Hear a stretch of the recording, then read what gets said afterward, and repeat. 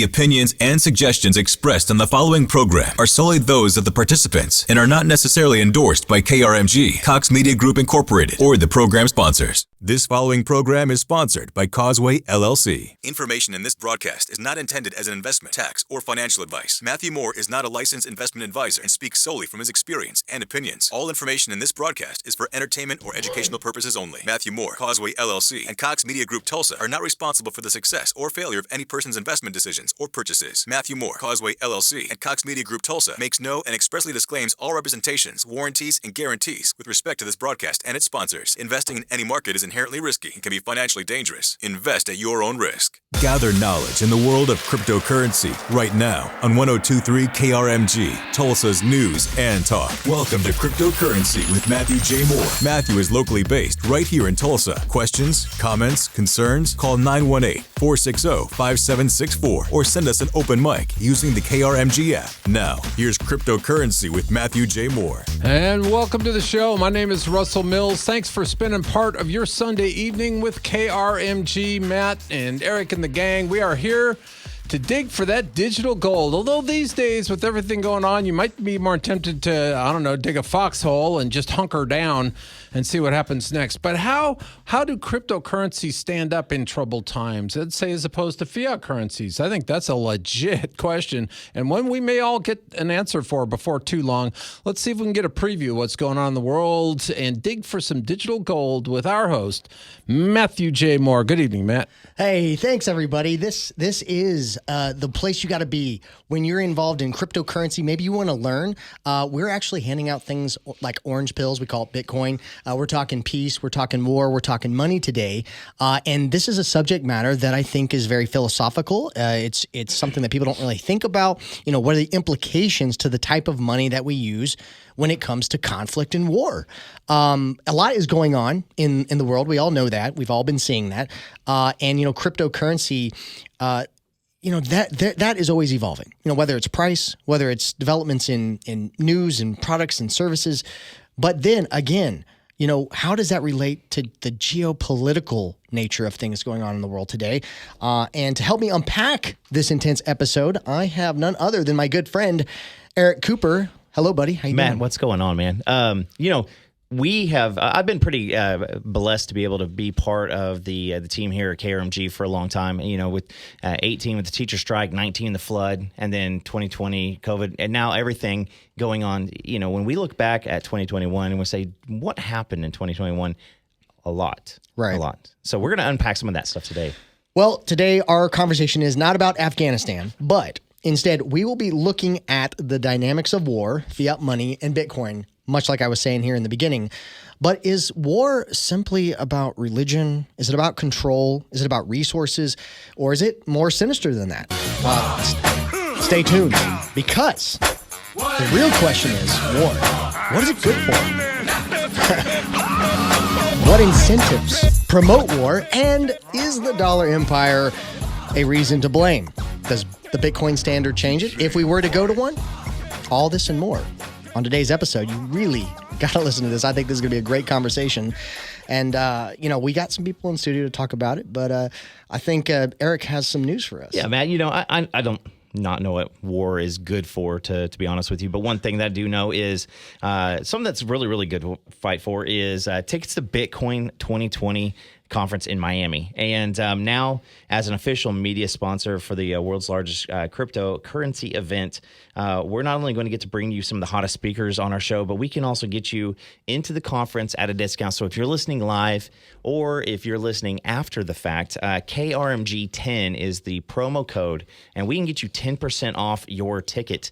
Right. We got media credentials, so we're going to be able to, for 3 days, hop in with some of the top folks. We're going to get some sound bites. It's going to be amazing. No, absolutely. I mean, I'm super stoked about it. And if you're kicking around the idea of networking with some of the biggest names, honestly, in crypto, or maybe you just want to submerge yourself fully into the world of Bitcoin and learn as much as you can, if this is you, then you need to join the Tulsa delegation to Miami, Florida on April 6th through the 9th in 2020 for, honestly, the greatest party of nerds, freedom, and wealth. It is going to be lit. Yeah, and you've probably, if you're listening, you've been to Vegas or you've been to Dallas or Houston for a work conference, after hours events. That's what it is. We had a really, really good time. And so if you want to do that, go to Matt's website. Check out Matt J. Moore and watch the highlight reels from Bitcoin 2021. Matt was doing a live update as we went along. And so you'll be able to see Charlie Spears, myself, Sam, the whole crew that we took down. I would like to have like a crew of like 30 people this time. And that way we have more people to keep up and try to find where Charlie is at. Right. Yeah, it's kind of like where's Waldo, but where's Charlie? But yeah, that's mattjmoore.com if you want to get a discount on your tickets.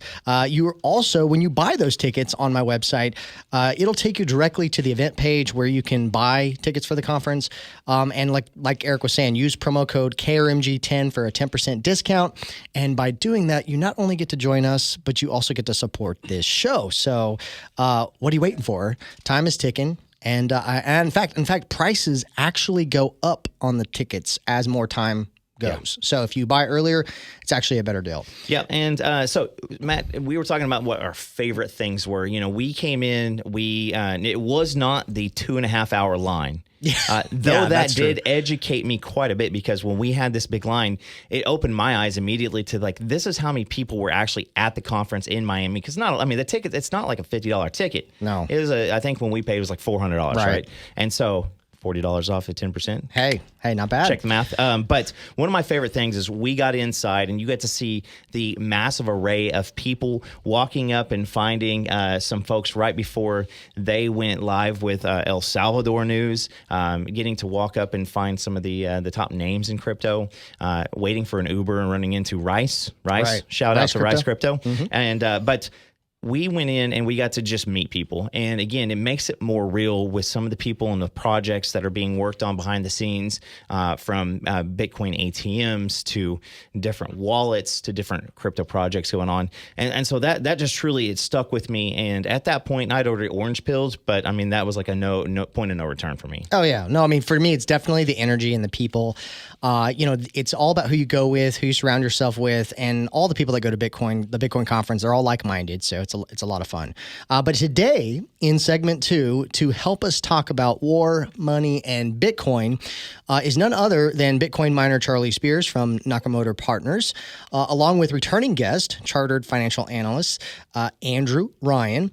I truly love these guys, and I honestly look forward to hearing their thoughts, because to me, it's amazing to consider the implications about how easy money like fiat money, government money, which can be printed willy-nilly out of thin air, can actually encourage wars and conflict. The idea is actually to have an incentive structure that discourages war, or at least you would think. Sound, hard, and limited money like gold and Bitcoin fits that description, but honestly, governments hate sound money. But why? Okay, well, we need to pay for war. No problem. Fire up the printer. Can't increase taxes. It's not popular. No problem. Fire up the printer. Need to pay for unaffordable social programs? No problem. Fire up the printer. So it goes on and on and on. Yeah, and don't forget to mention, how does oil fit into the picture when the entire globe has been required to buy oil with fiat paper dollars for over the past 50 years, and this factors the contribution to the growth of the military and industrial complex too on that. Yeah, well, what you'll find is when the economy's in a slump, you have the same response: increased spending. Fire up the printers. Go to war. The question we might ask ourselves is: could war honestly be a product of the central bankers? To loan out fake paper money, you need a product like real estate, a business. But businesses are kind of risky, and even a war. So when your entire system is built on debt creation and is reliant on continual spending to keep it going, then you need a reason to borrow and print. So that's kind of my take on it. Yeah, and is it just me, or has our enemies of the estate became more elusive, more invisible? Why is it that we've been in a perpetual state of war? And how far down the rabbit hole do we go before we find out the answer? There's so much going on, and there's so many things that pop up. Listen, this is happening. I'm not a conspiracy theorist here. I just want to ask questions. I just want to critically think. Okay. The truth is, Eric, the system that we use today is not only unconstitutional and ugly, it has an expiration date. We will honestly, in my opinion, live to see this expiration date. And you want to stay tuned because we are going to unpack these ideas with none other than Charlie Spears and Andrew Ryan. I think they're going to have a lot to bring to the table. I think they're going to have a lot to say. And if this topic fascinates you and you want to learn more about the monetary system and really how it works, maybe this episode is not enough for you, go to my website, mattjmoore.com. And on the second half of my book, you can buy it on Amazon. You can buy it from my website. Foundations for Liberty. Foundations for Liberty. You can read about how fiat money works, where it gets its value, and how it's created. So it's a good read. And if you'd like to catch up on podcasts because you missed one of our episodes, shame on you, but they're all there. Yeah, we put them all up there for you at krmg.com or on the KRMG app. Just look in the on-demand section. My understanding is these podcasts are also on iTunes, Spotify. iTunes, we got them on Spotify. We've got them on YouTube. And Find Out Crypto More because, again, Russell, I want people to hear more of you. Well, and that's an important thing, too. I hadn't even considered. Thank you for that. We'll be back with more of cryptocurrency with Matthew J. Moore after a quick timeout. You listen to 102.3 KRMG Tulsa's News and Talk. Oh, welcome back to Cryptocurrency with Matthew J. Moore. Somehow the topic of hot air ballooning came up during the break, and I don't know, we were talking about me, and I don't know how hot air got involved, but I don't know. There might be a pretty straight equation there if you think about it. Hey, let's get right back to the show. We're talking about troubled times and fiat currencies, and that's not a good mix. Let's bring in our host, Matthew J. Moore. Hey, Matt. Hey, thank you, Russell. Yeah, that's right. We're talking about a very philosophical topic today. How does money fit into war? Can the type of money that you use incentivize war? And how does Bitcoin, fiat money fit into that picture? So that's kind of what we're talking about today. And to help me unpack this episode, I have my co-host, Eric Cooper. Eric, how you doing, buddy? Doing good. Russell led us into the break, kind of reminding everybody, if you have missed any of the past episodes, you can go back to krmg.com, check out the on-demand area. You can find out past episodes. We're now on Spotify, YouTube, and iTunes. And so, yeah, we got plenty of different areas there, and we want to encourage you. Now, Matt, you also brought up your book, right? And you made a bold claim that our current fiat money system it's unconstitutional. So if you want to challenge Matt on that, go check out his book, see what he really has to say, because that's an entire different episode. Right. Yeah. Article 1, Section 8, and Article 1, Section 10 basically unpack those ideas, but also some background history when the Constitution was being ratified. So a lot in that. We might actually do an episode about that down the road. But let's go ahead and let's bring on our guest. You want to introduce our guest today, Eric? Yeah, and today with us again, Tulsa Bitcoiner and chartered financial analyst. And we learned last week, it's about 1 in about 50 folks here in the area, Andrew Ryan, and along with Charlie Spears from Nakamoto Partners. Gentlemen, Charlie, let's start off with you. Say hello to everybody. Hello. You said, where's Waldo and where's Charlie? Well, I'm right here, boys. He wasn't Dallas. Yeah, no, I was. I woke up in Dallas this morning at a Bitcoin conference, drove straight to Tulsa for a Bitcoin radio show. And I'm really excited to share the microphone with Andrew. Hi, I'm Andrew Ryan. I've been learning about Bitcoin for about 8 years, and I started the Facebook group Tulsa Bitcoin Meetup. So that's my claim to fame. That's right. And you guys kind of orchestrate those Bitcoin meetups together, right? Yes. Yeah. Yeah, okay. It's a group effort, but if you want to come, DM Andrew or I, and we'll tell you where it is. That's right. Well, guys, let's dive right into it. But let's start here. Okay. It's my opinion that in war, the first casualty is always truth. It's been said that fiat money is a lie and Bitcoin is truth. Bitcoin is opposite of fiat. But if we take a look at it and we compare the two, Bitcoin is open, it's permissionless, it's decentralized, it's limited in nature, it's controlled by nobody, and it is mathematically verified every 10 minutes. Now, fiat money, on the other hand, is very communistic in nature in that it is issued and managed by an elite few. It's secretive, it's unlimited, and no one can really truly audit the books. I mean, just for example, in 2019, Forbes reported that apart from our current national debt, between the DoD and HUD, there was an additional $21 trillion missing and unaccounted for. Does it make sense to say that unlimited fiat money would actually incentivize more war and misallocation of funds? I do generally agree with that statement. I'm 32 years old. I'm middle of the millennial cohort, and we've been occupying foreign nations my entire life. Right. So I see Bitcoin come along. This is a money that is neutral. No one issues it. No one controls it. And I compare it against a money that is issued by a government or a central authority, and that is political money. Sometimes we agree with those politics, and sometimes we don't. Bitcoin has no politics to agree with, and so therefore it has no one to go to war against. That's why Bitcoin is foundationally it disincentivizes war. Right. And I got to clarify too. We're not ignorant or unaware that, I think war is always going to be with us, but I think the incentive structures are important to consider, right? Totally agree. Bitcoin does not bring about some utopia. We are realists. We know that we are human beings. But the way technology works and the way human innovation works, it moves the needle forwards.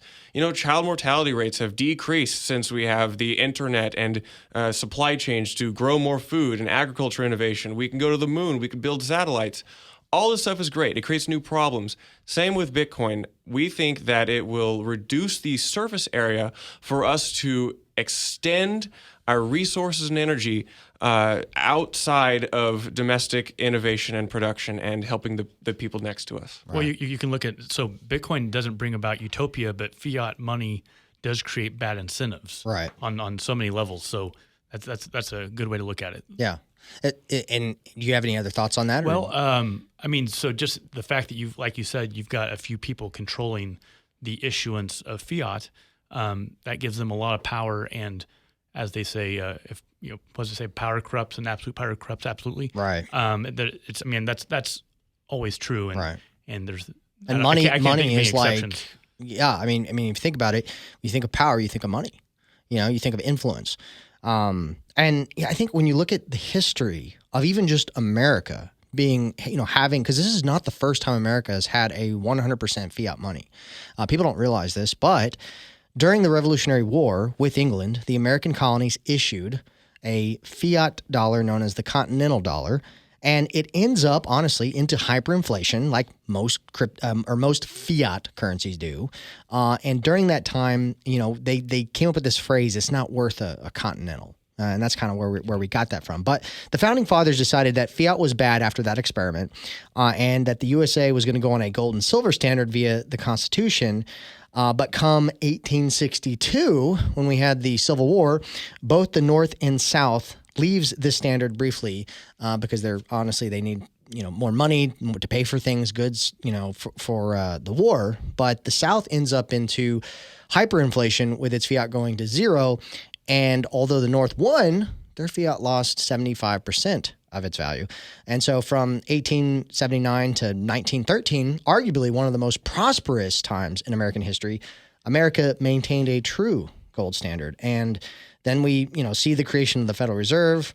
We saw, the income tax the same year. We saw the Fed, take their notes and back it by 40% gold. And then 1914, World War I, it goes on and on and on. The dollar that we use today has lost 98% of its value. Debt is out of control, and military conflict is always ongoing. Is there some connection, guys, between this easy money policy or creation and nation states going to war? We can look through history. I bring up the example of Rome and the last 200 years of that empire. You saw their currency be devalued. There were coins which had silver content inside. And as the Roman state reduced the amount of silver content inside so that it could pay its troops, which were increasingly off fighting foreign wars which had dubious reason to benefit the state of Rome, their currency kept devaluing.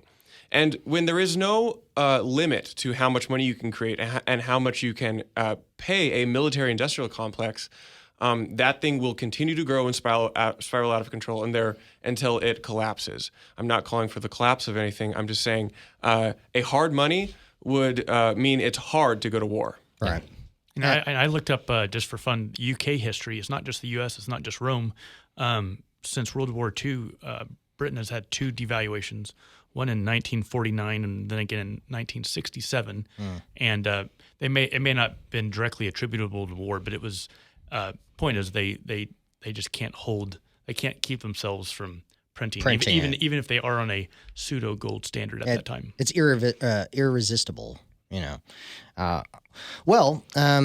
know we're getting ready to go here to break real quick, but Eric, before we do you have any thoughts? Yeah, I mean, it's been stated that the right to life is the source of all rights, and the right to property is their only implementation. So without property rights, no other rights are possible. It's also been said that Bitcoin might be the best representation of property rights because it's the best tool to preserve your labor, your time, your life force. And I mean, right. What do you think? I mean, that's a quote from Ayn Rand. And so I think it's interesting when you look at your life your life, your right to life, and then your property rights, how they're interconnected and how war is a part of that, because there's always confiscation of wealth, assets, and life during war. I really want to unpack this a little bit more when we come to break, but we'll talk about it when we come back. Yeah. It is interesting, and I will say that I do know why our coins have edges on them. Because they were first made out of silver, and it didn't take people long to figure out you could shave that little sucker down and have a little extra silver on the side, melt it down later. Nope, they put the edges on the coins. That stopped that. We don't have any silver on our coins anymore, so ancient history there. Hey, you're listening to Cryptocurrency with Matthew J. Moore on 102.3 KRMG. Quick timeout for the news and the weather, get you caught up on all that, and then we'll be back. You're listening to 102.3 KRMG, Tulsa's News and Talk. Yep, it's time for more Cryptocurrency with Matthew J. Moore. We are live and local in the big city of Tulsa on your Sunday evening. Thank you so much for spending a little time with us as we go digging for that digital gold, and we're tackling some tough sledding today, but it's not about blockchain technology. It's about geopolitics, and whether we like it or not, it does affect our lives on a daily basis. Let's bring in our host and the guy who comes up with the themes and sends me complex like Bibles of what we're going to talk about every Sunday, Matthew J. Moore. Hey, Matt. Hey, thanks, Russell. Yeah, I like to dive into these broad, unique topics when it comes to Bitcoin, money, cryptocurrency, because it does touch every part of our life. And even though we're not trying to be super political here, we do have to sometimes talk about geopolitical things like war and conflict, because money is a part of that. And so we're talking about the incentives of war. We're talking about, does fiat money, cryptocurrency, and Bitcoin, does the type of money that we use matter? And to help me unpack that, I also have Eric Cooper, my co-host. Yeah, Matt, obviously when we bring up one of these topics, it's going to make people go, well, hold on a second. I thought this was about me putting money into Bitcoin. But again, yeah, aren't we going to all be millionaires? Yeah. Right. Yeah, I thought that's what the show was about. Well, it goes once again, I think I said it here recently, Bitcoin is one small corner of the blockchain technology and just the future of our currency. Right. And also in studio today, we have Charlie Spears. He's a Bitcoin miner here in Tulsa, Nakamoto Partners. Yeah, it stands for Satoshi Nakamoto's motor, which we affectionately refer to as Bitcoin mining. Exactly. And then we also have Andrew Ryan. He's a chartered financial analyst. Welcome. Hi there. Yeah. So they're here joining us in on this conversation. And before we went to break, we're talking about this idea that, it's been stated that the right to life is the source of all rights, and that the right to property is their only implementation. Without property rights, no other rights are possible. So it's been said that Bitcoin might be actually the best representation of property rights because it is the best tool to preserve your labor, time, and life force. And the thing we have to realize is Bitcoin is capped. It's a limited asset protected by encryption. It's on the most secure computer network. And if we think about war is all about force and confiscation of life and property. Gold is great, but gold can be stolen by force. It's very expensive to protect. And audits can be manipulated in order to expand the money supply. And then eventually we leave the gold standard. So what happens when Bitcoin is the supreme form of money and property? What happens when we're on a Bitcoin standard? Because here's the thing, you can simply protect Bitcoin by memorizing a seed phrase in your brain. And obviously, I don't see war being eradicated. We said that we're not ignorant, but we want to talk about incentives. So Bitcoin might drastically reduce its occurrence if we were on this kind of standard. War is only profitable when there is plunder to take and you have resources to win a war. John Adams, I think he was the one that said there are only two ways to enslave a nation. One is by sword and the other is by debt. Mm-hmm. And fiat money is debt. It's a true definition of a debt instrument. Guys, you're here. We're talking this. We're unpacking this. What are your thoughts about Bitcoin being a deterrent from property confiscation either through war or inflation? That's a great question, Matt. And you mentioned that you can keep Bitcoin as a passphrase in your head, which means that if Bitcoin is property and you can secure it in your mind, that means you can have digital ownership of a massive amount of property. The way we protect property, the way property rights are insured is through protection of violence. So guns, the state, personal securing. These are sometimes good things that we defend our property. But when you don't have to defend your property, that reduces another layer of violence that we need to protect or project. So Bitcoin, that energy, that security is actually done through the process of Bitcoin mining. That energy, all that protection is actually already baked into the network and already projected in a much more pure form in mining. And so that's why we can own Bitcoin and not have to really be as attentive to securing it as property has existed for the most of humanity. Because the security comes through the Bitcoin network inherently. And the decentralization, right? Yes. Because even if one country got entirely obliterated, the network is still protected, useful, and people are still using it. Well, effectively, China took itself off the Bitcoin map 3 or 4 months ago, and we're doing just fine. Right. And the Bitcoin hash rate is recovered or is recovering, and Charlie knows a lot more about that because he's an actual Bitcoin miner. I live and breathe it. I'm really excited to see China finally try to kill Bitcoin and fail. Yeah. Well, when Nixon fully ended the convertibility of dollars and gold for nation states in 1971, it seems that one of the reasons America was able to maintain a large demand for dollars on the global stage was with the creation of the petrodollar agreement with the OPEC nations. Instead of dollars for gold, it became dollars for oil. And a lot of times you hear people talk about, it's all about the oil. We go to war because of oil. Well, any deviation away from that agreement would mean that unlimited fiat dollars that America has had the privilege of creating would have less use and demand on the world stage, therefore collapsing America's power and influence. So is it really about oil, or is it about the dollar and its demand? Because that is our number one export as the world reserve currency. And I find it fascinating is the correlation and the timing of our conflicts in the Middle East. In 2000, Iraq started selling its oil in euros, and then 3 years later, we invaded. 2010, Libya started selling oil for gold, and then shortly after, Gaddafi was dethroned. Conspiracy or coincidence? I don't know, but it's worth asking because America's number one interest would be to maintain the demand of its number one product, which is the U.S. dollar. What are you guys' thoughts? I work in oil and gas. My family's been in oil and gas for 6 decades. I've lived and breathed in the oil and gas industry, and I am critical of the petrodollar system. If we look at the history of it, defined kind of around the time that Saigon fell, and we map it to today in the fall of Kabul, it's a very poetic exit of the gold standard into the petrodollar system. Why we go to war in these countries which attempt to price their oil in non-dollar currencies, those are very nuanced topics, but I can't imagine they're completely unrelated. Mm-hmm. Andrew? And I think the coincidences are striking, as you said. So I learned today that in the 1970s, I guess probably early 1970s, OPEC agreed to exclusively price oil in dollars for U.S. protection. Right. And it's been holding pretty steady, but I don't think it can last either. Yeah. Well, what's interesting is with all this Afghanistan stuff, Russia just went down and signed a military agreement with Saudi Arabia. They didn't really give a lot of the details, but I found that fascinating as we come up on the 50th anniversary of the petrodollar agreement. Yeah. So, Charlie, you've heard the phrase, make Bitcoin, not war. And so I love it. Better yet, build mines, not bombs. how does the hash power fit into this? Is there a coming geopolitical transition from oil to hash rate as the defining global commodity? So I will say this is just my own little personal opinion, but I did write a thought piece about this in our newsletter last week.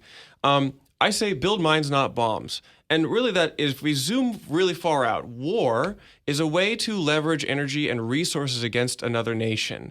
If you look at World War II, it was won by American heroism and innovation, but really we outproduced them. Right. And that's a way of expressing our ability to produce and create energy and direct that over time, to zoom very far out. If we can, in a more pure sense, project energy and industrial manufacturing process, but we do that through a more pure version of producing hash rate, that is Bitcoin mining. That means the marginal benefit of us to send a unit of energy towards the engine of war versus send that unit of energy to a Bitcoin mining operation. It becomes marginally less beneficial to us to go to war. So do you think that the nature of war might change a little bit? I mean, World War III, does it look like an information war or a cyber warfare?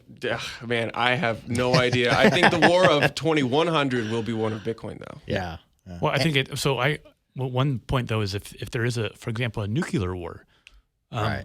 I've joked. I don't think Bitcoin can be shut down. No. If there's an internet anywhere, Bitcoin will be around. So there might be cyber warfare, but the Bitcoin network is a cockroach. Well, and money. people, it is, and it's a virus. It's a virus you can't kill. But here's the thing: people are always like, "Well, what if there's a solar flare and the whole network?" And I'm like, "Oh, well, you're gonna have to talk about a solar flare for the entire globe at the same time." I mean, if you're worried about solar flare killing the Bitcoin network, then I would be getting off grid and just not even using technology at all. I would, because we have bigger problems to worry about than that, because that means kind of annihilation of the world as we know of the it. entire world. Yeah, exactly. So nobody's going to care about Bitcoin then. All right. So how does Bitcoin being a final settlement layer fit into this picture of peace and war? Well, think about it. If we use the petrodollar system, these are giant amounts of money largely settled by oil being transported between nations. And it's very expensive, logistically challenging, and requires force and coordination in a military to move these tankers back and forth. I know it's more complex than that. But Bitcoin can settle the same amount, even more than an entire oil tanker, and have effectively, conceptually, more energy having been used to settle that money, and it can do that instantly anywhere in the world. So it just makes the settlement of money and value from all around the world more efficient and more straightforward. You got any thoughts, Andrew? Well, Bitcoin as a file settlement layer can be really useful also just for remittances, international remittances. That's a $700 billion a year market that you and I may not be real familiar with, but that's something that I just think the final settlement of Bitcoin's useful, not generally also. Well, and I would say when you have a decentralized global currency that's controlled by nobody or one political force, essentially they say what? Commerce with each other de-incentivizes us to go to war with each other?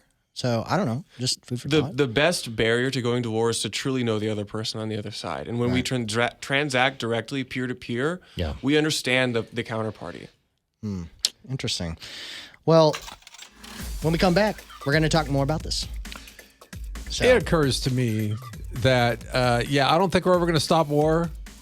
But I don't think they're going to be fighting over oil that much longer, right? Because, we're still going to need oil. We're finding better ways to extract it. We're finding more of it here. We've become the world's largest oil producer, although it is shale oil. I don't know. You guys are chewing over some interesting stuff. Hey, we got to take a quick time out. We'll be back with more of cryptocurrency.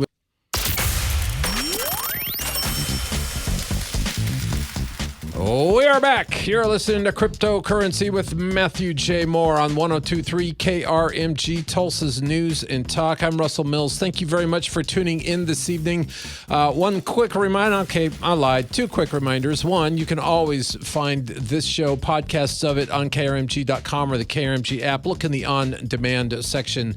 Part two of that thought, mattjmoore.com with 2 O's. That's where you can find his book, a lot of information, and maybe get a deal on tickets for that Bitcoin conference in Miami next year? That does sound fun. All right, let's get it over to the host and the guy that spells his name with 2 O's, Matt J. Moore. Hey, Matt. That's right. Thanks, Russell. I appreciate it. Great introduction. In fact, we're here in studio with a couple of my good friends, along with my co-host, Eric Cooper. We're talking about Bitcoin. We're talking about money. We're talking about the incentives of war and how Bitcoin fits into that. So welcome back to the show. If you've been listening, Eric, how you doing, buddy? You know what? It's always good. I love it.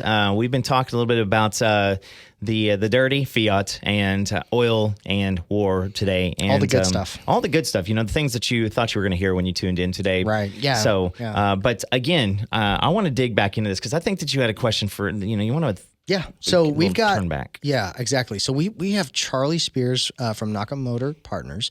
He's a Bitcoin miner here in Tulsa, along with Andrew Ryan, who is a CFA here, and we've been unpacking this idea. And when we went to break, Andrew brought up a good question, not a good question, but a good topic, I guess. When you talk about this idea of hyper Bitcoinization, like A, what does that mean? And B, does that have any implications on the global scale when we talk about war and conflict? Okay, so it's a far future idea, but it's the idea that Bitcoin continues to grow. It's on its trajectory such that it basically makes fiat pointless or even worthless. This would be decades in the future, but so hyper Bitcoinization could make war less likely because it would make taxing a little more difficult. Mm-hmm. That's a minor issue, but more importantly, it would make it so that governments couldn't print money for war or for anything else because the fiat people wouldn't be using fiat every day. They'd be using Bitcoin. And then also Bitcoin just inherently makes confiscation harder, just like you were saying that gold you can confiscate, you can put in a safe, but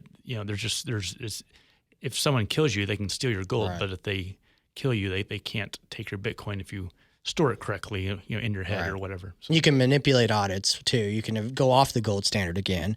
I mean, I'm still a big fan of gold and silver, but there's obviously some advantages to Bitcoin. And it's not that I believe that governments are going to stop, making their own version of a money or issuing fiat money. I suspect that will probably go on. But the advantage of the world adopting Bitcoin indirectly as a standard is it's an accountability mechanism. It's competition. It's something that allows. I guess it's more of a hindrance to runaway governments and their incentives to go to war. Well, Bitcoin is voluntary. So if people choose in the future, if they choose to use Bitcoin rather than U.S. dollars, there's not a lot that governments can do about that. So it's like you said, competition. Right. Keeps everyone honest. Yeah. Charlie, you got any thoughts on that? Yeah, when we talk about war, and we look at the last war where we had very little direct conflict, right? Imagine we're talking about war where nations, we might not even call it war, where nations just leverage their energy and production. The last war where we didn't have very much direct conflict was the Cold War. And our nations, the USSR versus the United States, ended up projecting our energy into space and then onto the moon.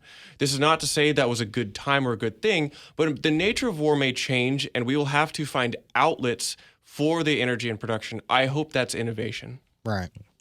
Eric? When you disrupt like crypto and just blockchain technology there's going to be some pushback, and we're going to see things happening because, again, we can read in the news everything that we want to look at. We're never going to know the full the full story behind everything. And I think Andrew brought it up is the transparency and knowing, the person you're fighting with. That's what blockchain technology is going to allow us more of. There was a saying that I saw not too long ago. It was saying that if you don't like the world that you're in or the system that you're in, you don't try to face the system head on to try to change it. You opt out and create a better system that makes the old one obsolete. And so I think that's fascinating because I think Bitcoin is kind of doing that. I mean, would you guys agree? Totally. I think Bitcoin is the ultimate opt-out to change the world technology. Right. Well, okay, so if somebody wanted to learn more about what you guys are doing, maybe they want to follow you on Twitter, maybe they want to contact you, maybe they have questions about mining or questions about finances and trading, guys, how can people find you? You can find me, Charlie Spears, on Twitter at CBSpears, and learn more about my company, nakamotor.io. Sign up for our newsletter going out every Friday. Okay. And I'm Andrew. To find me, best place is just search on Facebook for the group Tulsa Bitcoin Meetup. Now, when is the next Bitcoin meetup? Do we have one? TBD, but we do it every month, and we will have a very cool sponsor very soon. I'm wearing their hat, so if you look at the pictures on our social media, you'll get a little clue. You got that? You got the gold card yet? I haven't yet. I need to. You gotten yours? Yes, I have. Oh, I hate you. But also, Matt, we want to bring back, again, if you're listening to us and you want to be part of Bitcoin Miami, it's happening in April 4th through 6th. Nope. It's I think it's 6th through 9th, isn't it? 6th. Yeah. It's happening in a single digit to another single digit. I think it's one of those 2 dates, right? I've got it here. But you have a promo code. You can go on, check it out. Go to Matt's website, mattjmoore.com. Yes. KRMG10, I believe, is the promo code. Get 10% off. The prices are going to be raised again here before too long. And you got a chance. You can pay with cash or you can pay with Bitcoin. Right. Yeah. And it's April 6th through 9th. If you go to my website, got great deal. We're official media partners with the largest cryptocurrency event in the world. We'd love to see you guys invade Miami with us. Why wouldn't you? Ocean, party, fun, education. Oh, it's great. It's excellent. But if you've got questions about this and you want somebody to hold your hand and walk you through this space, go to my website, mattjmoore.com, set up a consultation, and we can make it happen.